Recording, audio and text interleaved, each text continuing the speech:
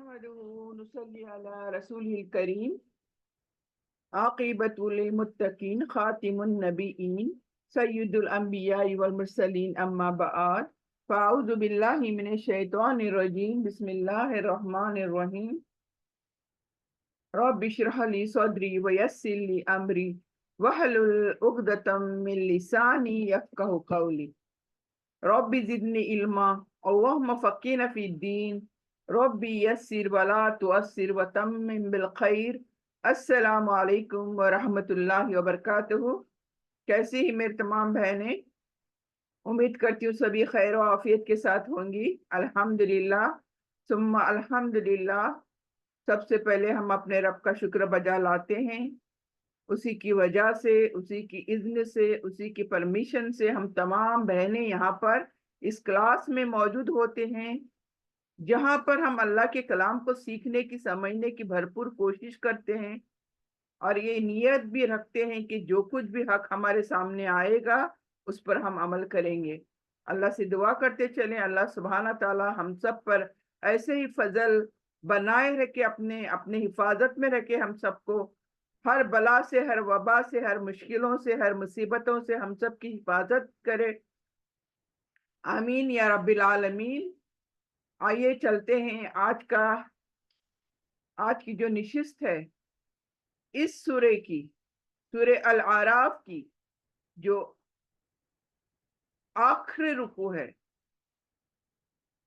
اور یہ دن جو آیا ہے، یعنی یہ شروع سے لے کر سورہ النساء، اور آج آخری رکوع اس کا ہم کرنے والے ہیں، یہ تمام اللہ کی اجازت سے ہے۔ تو اس کے لیے ہم بس اپنے رب کا شکر بجا لاتے ہیں اور کوشش کرتے ہیں آج یہ جو 24 رکوع ہے الاعراف کا، اس کو مکمل کرنے کی کوشش کرتے ہیں۔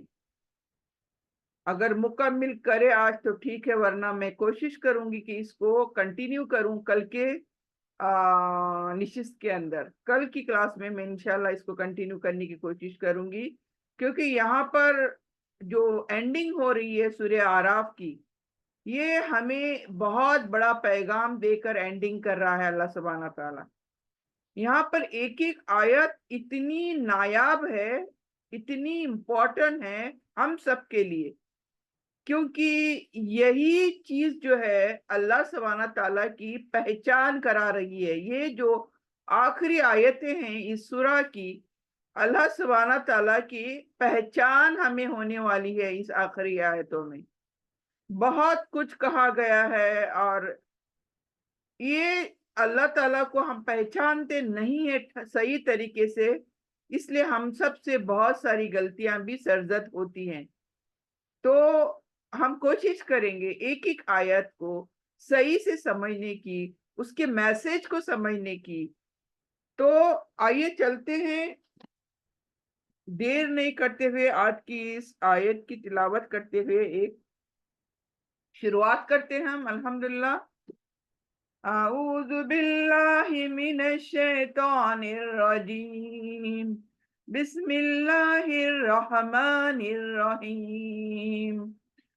هو الذی خلقکم من نفس واحدۃ وجعل منها زوجها ليسكن إليها فلما تغشاها حملت حملا خفيفا فمرت به فلما أثقلت دعوا الله ربهما لئن آتيتنا صالحا لنكونن من الشاکرین۔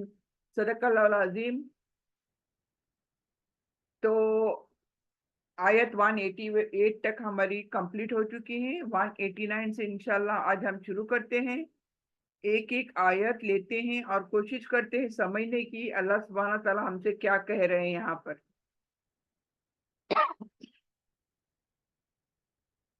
هو الذی خلقکم من نفس واحدہ۔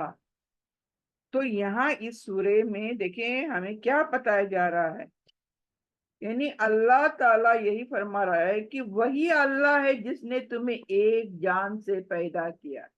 اب دیکھیے پورے سورہ آراف میں ہمیں طرح طرح سے میسیجز ملے، ہر رکوع میں الگ الگ میسیجز دیے گئے.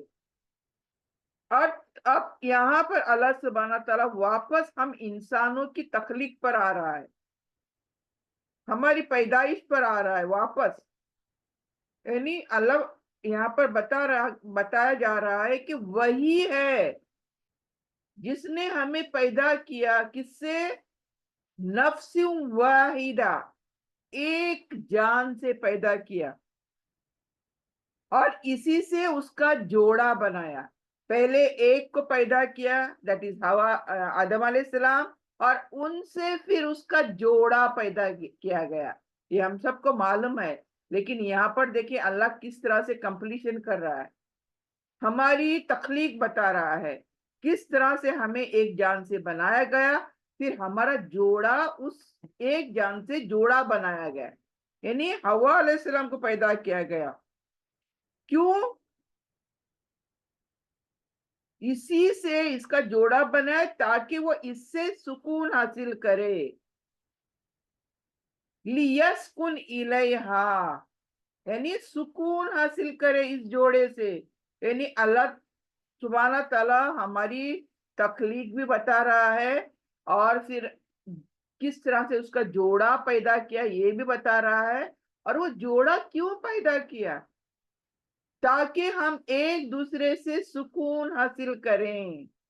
دس از دا پرپس، مین مقصد بتا رہا ہے کہ جوڑا کیوں پیدا کیا. تو دنیا میں ایک جو یہ رشتہ ہے، میاں بیوی کا جو رشتہ ہے، ایسا دوسرا کوئی رشتہ نہیں ہے. یہ ایک نایاب رشتہ ہے جو اللہ سبحانہ تعالیٰ نے کیوں بنایا؟ تاکہ یہ جوڑا ایک دوسرے کو سکون دے سکیں، آرام دے سکیں، خوش رکھ سکیں. یہ اللہ تعالیٰ یہاں کمپلیٹ بتا رہا ہے. دیکھیں پھر جب شوہر نے بیوی سے تعلق قائم کیا، یعنی عموماً یہی تو ہمارا مقصد ہے اللہ سبحانہ تعالیٰ کا، پھر یہ جو جوڑا ہے ایک دوسرے سے سکون حاصل کرتے ہیں. جو ملاپ ہوتا ہے اس جوڑے کا، اس ملاپ کے عوض میں کیا حاصل ہوتا ہے یہ بھی اللہ بتا رہا ہے. دیکھیں تعلق جب انہوں نے قائم کیا تو ہلکا سا حمل رہ گیا، یعنی اس عورت کو ہلکا سا عمل رہ گیا، اور وہ اس کے ساتھ چلتی پھرتی رہی. پھر جب حمل بھاری ہو گیا تو دونوں نے اپنے رب سے دعا کری کہ اگر وہ ہمیں ایک صحیح اور سالم اولاد عطا فرمائے تو ہم ضرور شکر گزاروں میں سے ہوں گے. تو یہاں پر کیا کہا جا رہا ہے؟ دیکھیں فلما اسکلت دعوا اللہ ربہما لئن آتیتنا صالحا، یعنی اللہ اگر انہیں ایک نیک صالح اولاد دے گا تو کیا ہو جائیں گے وہ؟ لنکونن من الشاکرین، وہ شکر بجا لانے والوں میں سے بندے ہو جائیں گے. یعنی کتنا کلیئر اللہ نے ہمارا میاں بیوی جو ہوتے ہیں ان کا رشتہ بتا رہا ہے اللہ تعالیٰ. پھر ان کے رشتے سے جب حمل رہتا ہے، وہ جب ایک دوسرے کو سکون حاصل کرتے ہیں اور حمل ٹھہرتا ہے، تو پھر ہم کیا دعا کرتے ہیں وہ حمل کے لیے کہ ہمیں ایک نیک اور صالح اولاد عطا فرما، تاکہ اگر ایسا ہوا تو ہم کون ہوں گے؟ شکر گزار بندوں میں شامل ہوں گے. تو یہاں سب سے پہلے اس آیت کے اندر ہماری تمام انسانوں کی اصل بتائی جا رہی ہے. یعنی اللہ تعالیٰ یہاں پر یاد دلا رہے ہیں کہ تمام انسان کون ہیں؟ حضرت آدم سے پیدا ہوئے ہیں. یعنی ہمارے باپ کون ہیں؟ تمام جو انسان ہیں اس دنیا کے شروع سے لے کے قیامت تک تمام انسان ایک باپ سے پیدا ہوئے ہیں. اور باپ کون ہے ہمارے؟ آدم علیہ السلام. حضرت آدم علیہ السلام سے ہم پیدا ہوئے ہیں. پھر اللہ نے حضرت آدم کی زوجہ حضرت حوا علیہ السلام کو پیدا فرمایا، بعد میں ہمیں پیدا کیا عورتوں کو. यानी हव्वा अलैहिस्सलाम को हमारी पैदा किया और उन्हें मियाँ बीवी एक दूसरे के लिए बनाया और उनके अंदर मोहब्बत डाल दी, उन्स डाल दिया, यानी पहचान डाल दी, सुकून हासिल करने का जरिया बनाया एक दूसरे को। देखिए यहाँ पर कंप्लीट अल्लाह की एक मियाँ बीवी की या हम इंसानों की तख्लीक की आइडिया दी गई है complete. What is the purpose of creating आदम अलैहिस्सलाम, हवा अलैहिस्सलाम, एंड इन दोनों को भी बनाने का और इनके रिश्ते का पर्पस बताया गया। और वो रिश्ते के बाद यहाँ पर कहा जा रहा है, देखें, ये जो अजवाजी जिंदगी होती है हमारी, यानी निकाह के बाद जो हमारी मियाँ बीवी की जो जिंदगी होती है, ये अल्लाह की निशानी है। लियस्कुन इलैहा, यानी शोहर और बीवी एक दूसरे के लिए कल्बी सुकून, दिली सुकून देते हैं, मोहब्बत करते हैं एक दूसरे से, एक दूसरे के लिए राहत का, सुकून का बाइस बनते हैं। ये तो अल्लाह ताला की ये बड़ी नियामत है, ये अल्लाह ताला की कुदरत की निशानी है, अजीम निशानी है। मतलब ये जो रिश्ता अल्लाह ने कायम किया है मियाँ बीवी का, ये अजीम रिश्ता है, अल्लाह की नियामत है, इसको समझना है हमें। तो यहाँ पर जब वो दोनों जीते हैं, मियाँ बीवी अजवाजी जिंदगी गुजारते हैं, तो फिर जाहिर है कि उन्हें एक अल्लाह ताला की फितरत है, ये अल्लाह ताला की सुन्नत है ये, कि उन्हें हमल ठहरता है, यानी माँ के गोद हरी हो जाती है।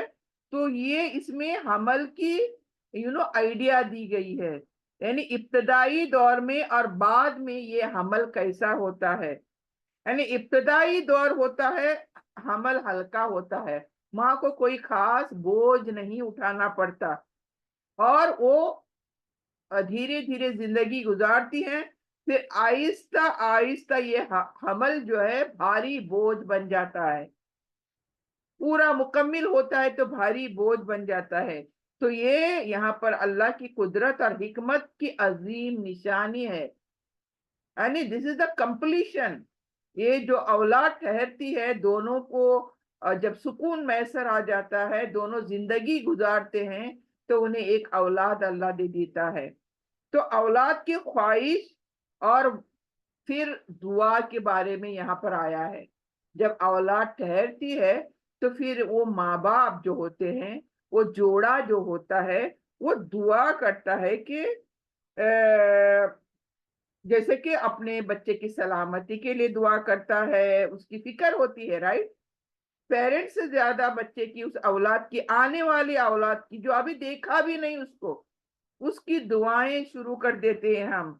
और इस वक्त वो क्या है, पूरी इखलास से दिल ही दिल के अंदर वो दुआ करते हैं कि ये बच्चा क्या हो, सही सालम पैदा हो। और हमें कैसा बच्चा चाहिए, ना मुकम्मिल नहीं, सही सालम बच्चा चाहिए, और जिस्मानी जहनी कोई ऐब नहीं होनी चाहिए। फॉर एग्जाम्पल होते हैं ना हैंडीकैप चिल्ड्रन होते हैं, तो वो भी नहीं चाहिए, सही सालम, कोई ऐब होना नहीं चाहिए बच्चे को, हाथ पांव आंख कान मुंह हर चीज अपने इंटैक्ट जगह पर, कोई कमी नहीं होनी चाहिए, उसके लिए भी दुआ करते हैं।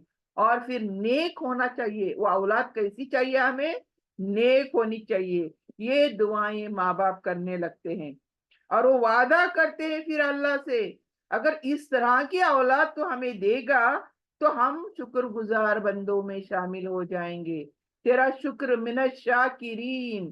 तो देखिए यहाँ पर तमाम इंसान एक ही असल है। यहाँ पर क्या समझ में आता है इस आयत के अंदर, कि तमाम जो इंसान की असल है एक ही है, इसलिए हमें तकब्बुर नहीं करना चाहिए। There should know comparison competition between the people, यानी हमारे एक दूसरे में कोई कंपटीशन कंपैरिजन नहीं होना चाहिए। वो हम इसलिए कि हम तमाम एक ही बाप की औलाद हैं, तो ये समझना चाहिए, और तकब्बुर हमें बिल्कुल भी नहीं करना चाहिए। फिर ये पता चला यहाँ कि एक मियाँ और बीवी का रिश्ता कितना अजीम होता है, how respected, how much respected. ایک رشتہ ہوتا ہے جو اللہ سبحانہ تعالیٰ نے قائم کیا ہوا ہے۔ پھر ہمیں یہاں پر یہ بھی پتہ چلتا ہے جب ہمارے پر مصیبت آتی ہے، جب ہمیں ضرورت پڑتی ہے، تو انسان کیا کرتا ہے؟ اللہ کی طرف رجوع کرتا ہے، اللہ کی طرف دعائیں کرتا ہے۔ یعنی تکلیف میں، مصیبت میں ہی انسان اللہ کو پکارتا ہے۔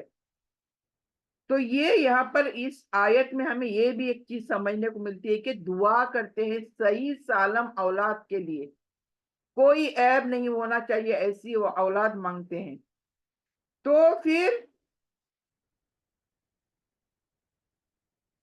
اللہ تعالیٰ جو ہے انسان کی تخلیق بتا رہا ہے، میاں بیوی کے رشتے بتا رہا ہے، اس کی حکمت بتا رہا ہے، پھر حمل جو ٹھہرتا ہے وہ کیسے کس طرح سے بڑا ہوتا ہے پیٹ کے اندر، اور اولاد کی نعمت پر اللہ سے دعا اور شکر گزاری کی یہاں پر ہمیں تعلیم مل رہی ہے۔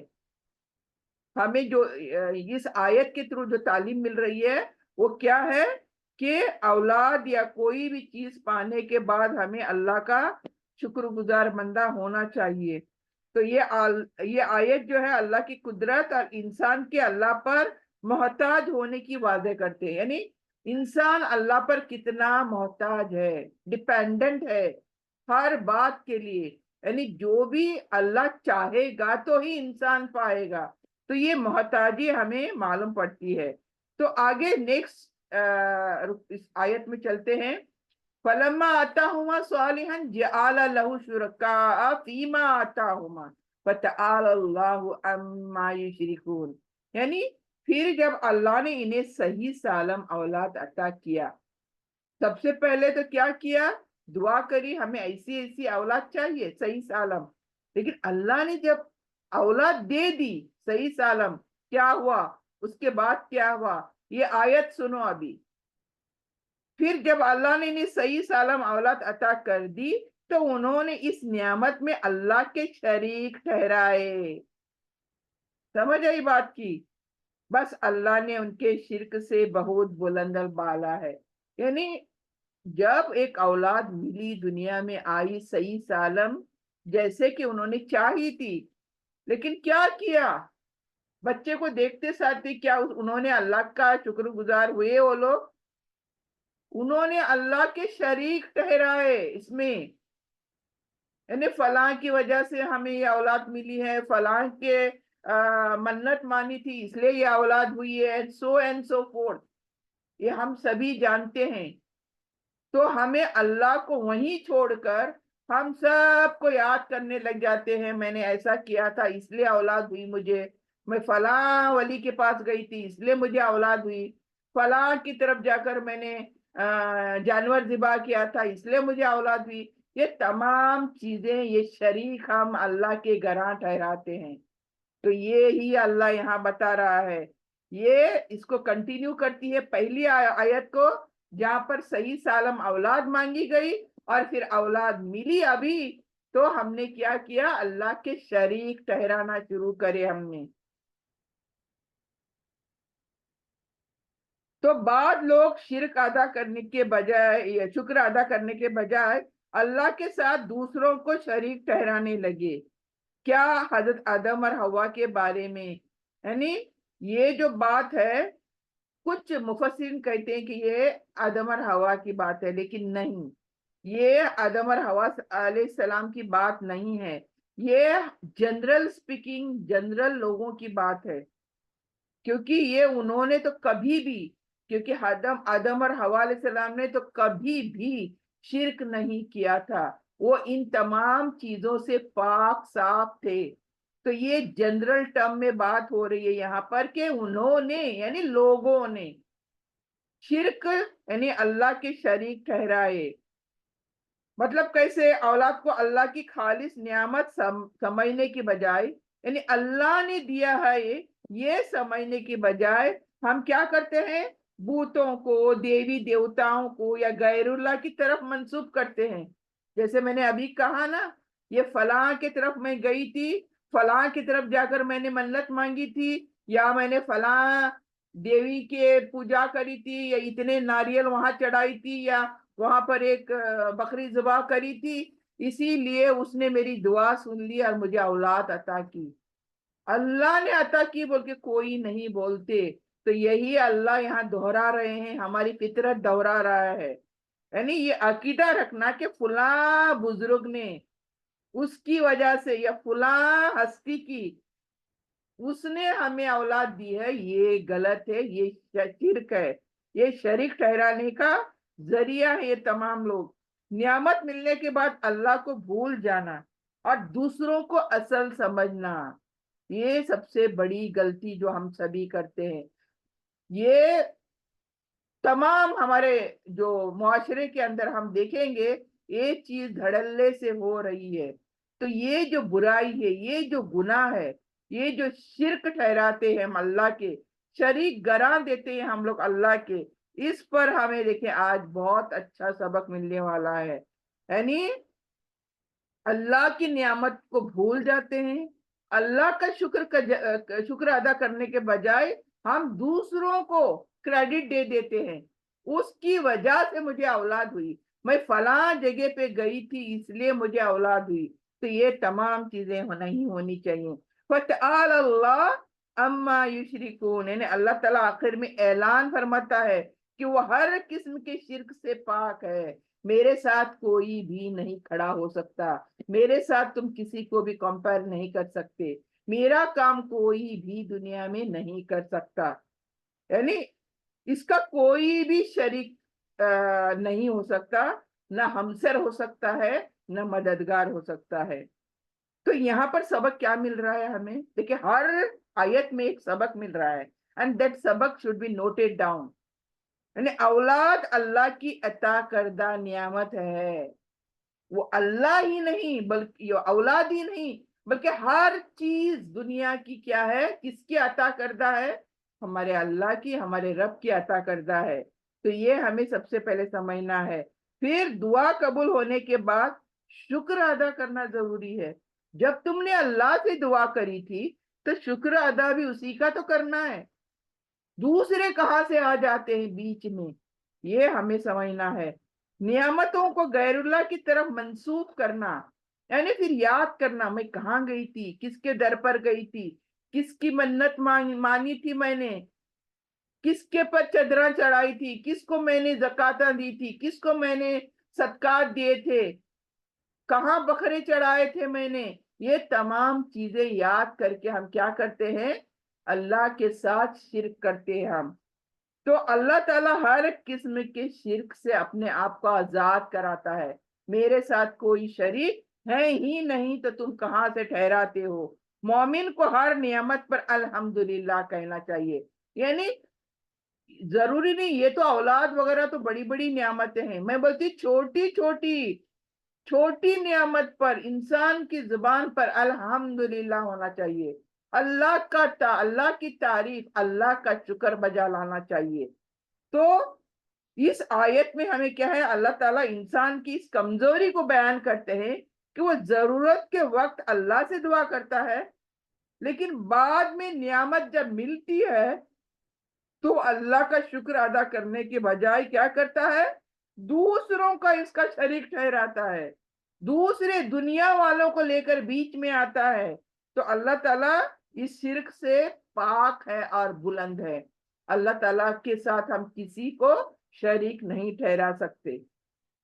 آگے چلتے ہیں.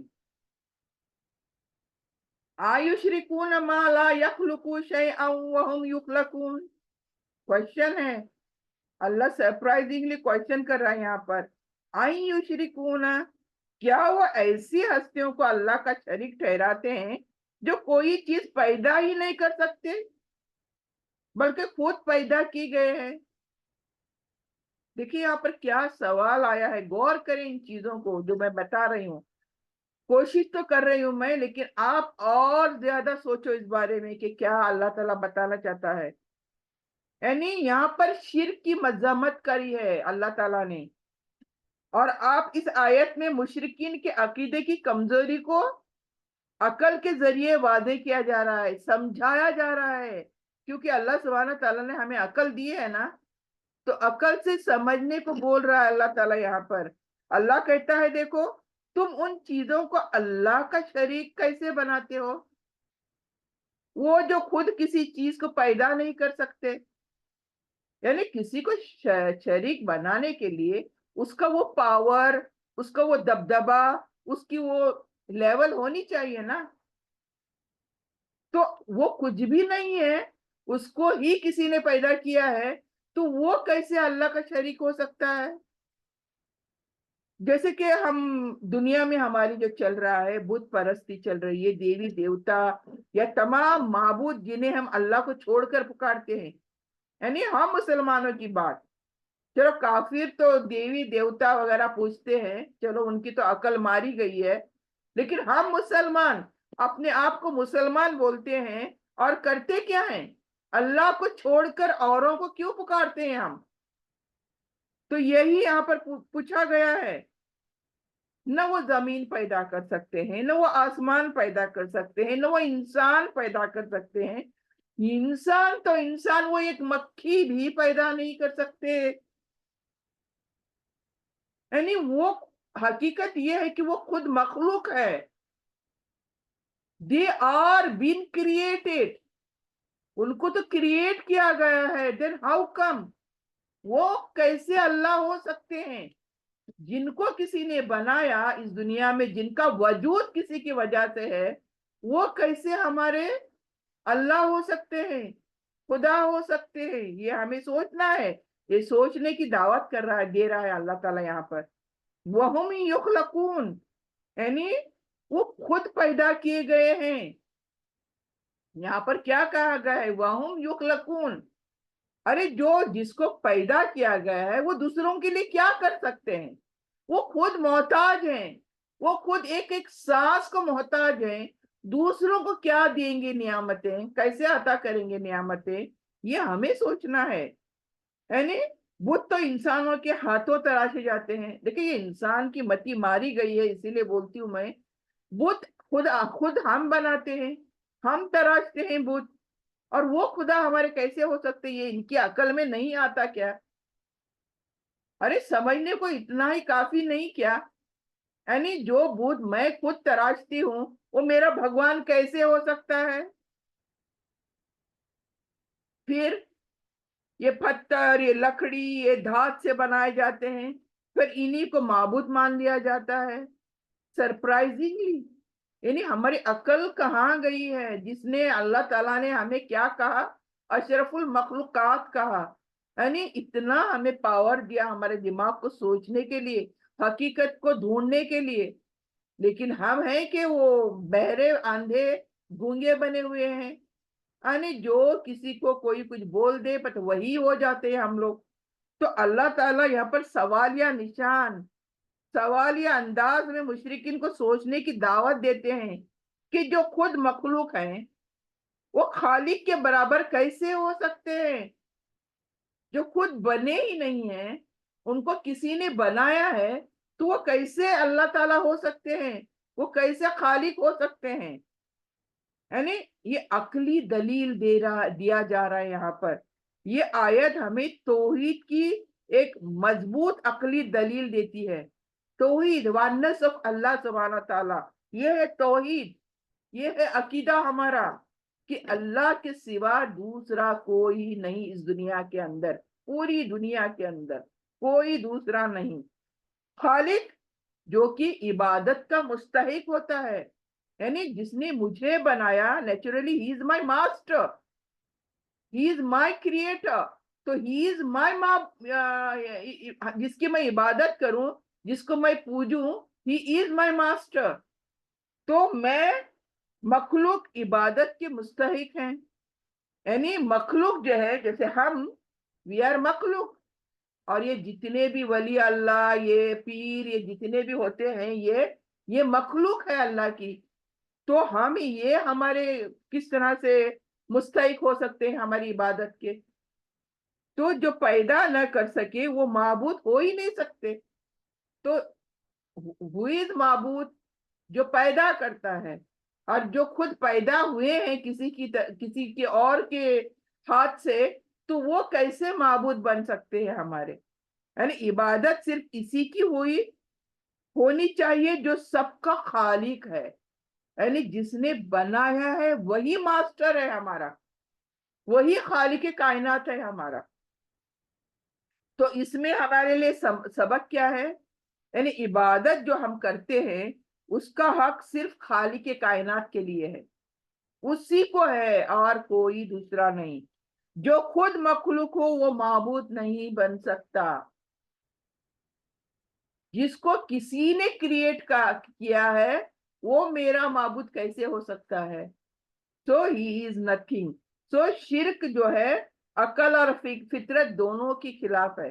جو ہم شرک کرتے ہیں، کسی کے شریک ٹھہراتے ہیں، اسے عقل بالکل ایکسپٹ نہیں کر سکتی ہماری، یہ فطرت کے خلاف ہے ہمارے۔ تو اللہ تعالیٰ انسان کو غور و فکر کی دعوت دے رہا ہے یہاں پر۔ آئیں یشرکون ما یخلق شیئا وهم یخلقون۔ تو توحید کی بنیاد اللہ کی صفت،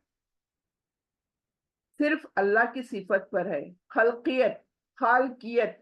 اللہ جو بناتا ہے، یہ جو تمام دنیا، تمام مخلوقات جو اللہ نے بنایا ہے، یہی توحید کی بنیاد ہے۔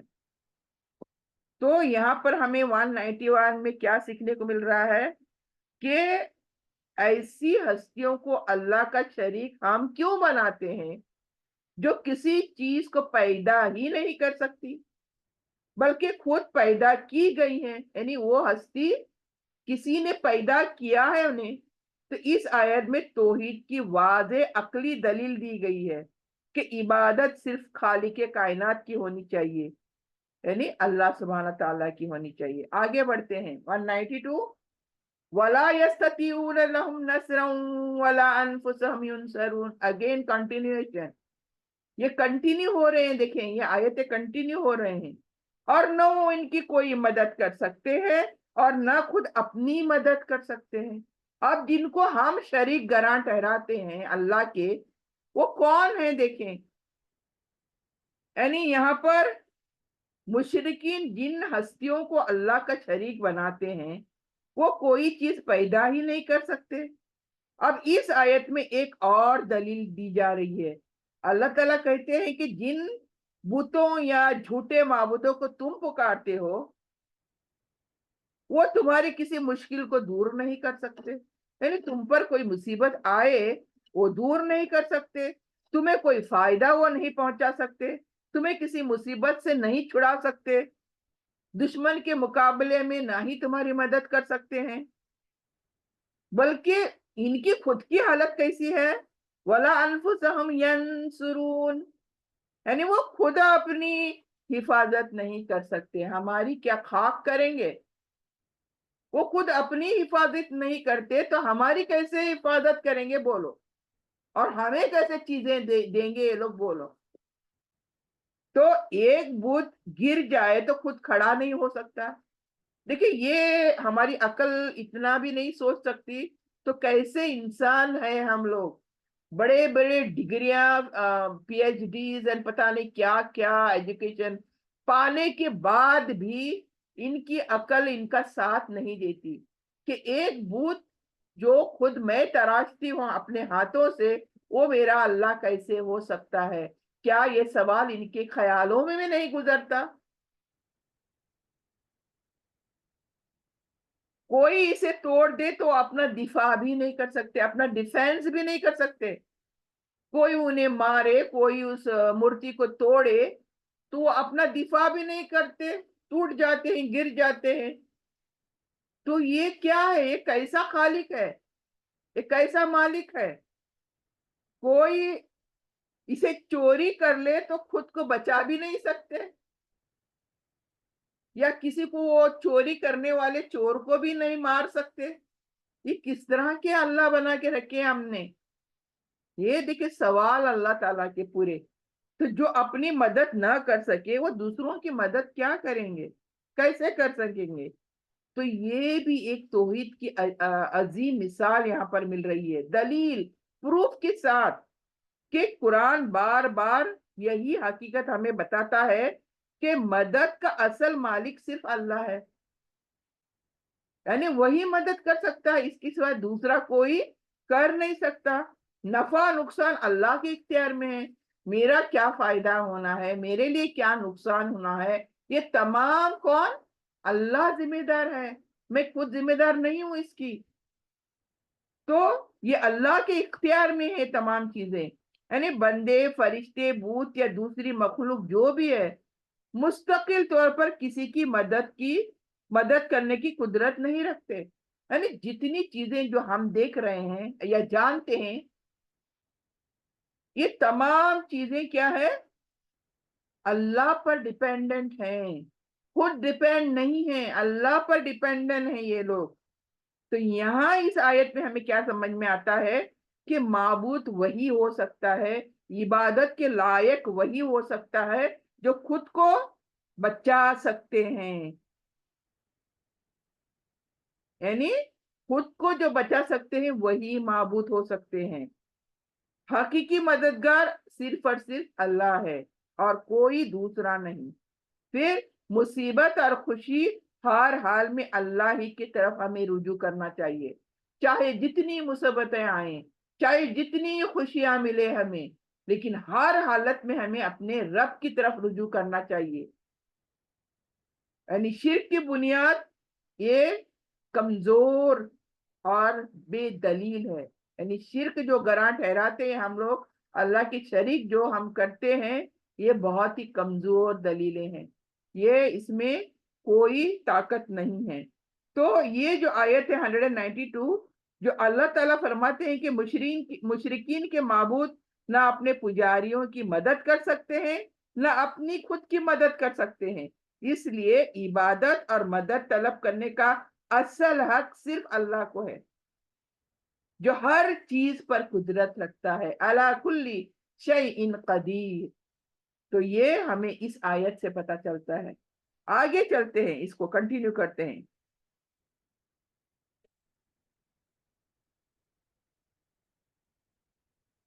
وَإِن تَدْعُهُمْ إِلَى الْهُدَى لَا يَتَّبِعُوكُمْ سَوَاءٌ عَلَيْكُمْ